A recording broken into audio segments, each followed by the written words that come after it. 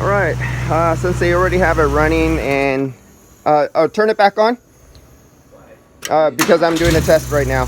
Since you already have it running, and that's an indestructible compressor. As you can see, it's going under negative vacuum right now, and now we're in the microns. So it's actually open on the discharge port, and I'm getting air blowing out on my fingers. And I'm onto the suction side. The valves are open. We're pulling down on the microns, so the compressor's working.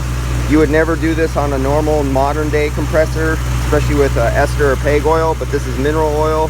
And on tow trucks, they used to use these as air pressure pumps for filling up tires and stuff on tow trucks. They'd use an air compressor from a tungsten.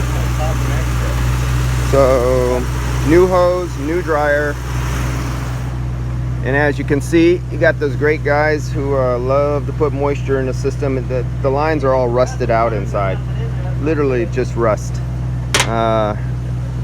It'll be all rusted inside there. I could actually look, when I hold it in the sun, you can't see it, but I could look down in there. I see the rust down inside the receiver dryer. Yeah, the compressor was turning, there's nothing in there. So. Yeah, I know.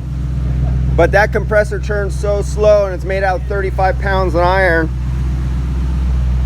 There's no problem. And so they bypassed. Here's your temperature control. Little thermal with the little thermal bulb filled with gas.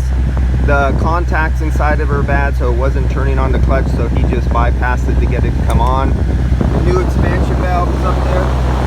There you go, that's the new expansion valve. We got one of those good old boys who like to put that blue lock leak shit inside there that gets down and plugs up expansion valves. When it doesn't just get on the outside, it gets on the inside sometimes. So that's another problem.